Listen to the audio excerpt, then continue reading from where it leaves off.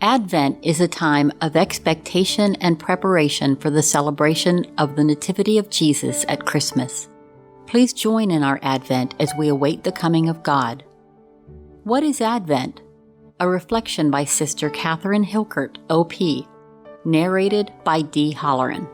In December 2012, during Advent, I was on retreat at the Carmelite Monastery in Baltimore. I spent the feast of St. John of the Cross unplugged from all social media and television and even the newspaper. Instead, I read and reflected on John's writing about love. In the evening of our lives, we shall be judged on love alone. But when we gathered for evening prayer as the sun was fading, I was surprised to see a dark cloth covering the altar and bearing a list of unknown names. As the prayer unfolded, I discovered that they were the names of the children and the adults who died with them in the senseless mass shooting at Sandy Hook Elementary School in Newtown, Connecticut that morning. The dark night of the soul, about which John of the Cross wrote so powerfully, suddenly intersected with the dark night of our world as we lit candles in memory of each one of them and prayed for the perpetrator of that unspeakable crime as well. Advent took on new meaning that night.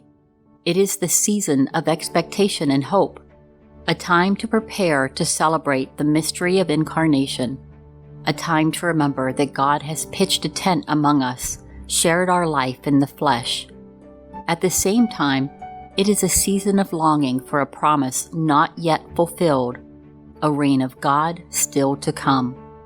Even as we share in the longing of all creation, we are summoned to an active hope, called to stand with those who beg for justice and mercy, to embrace those who long for love, to speak words of hope and truth.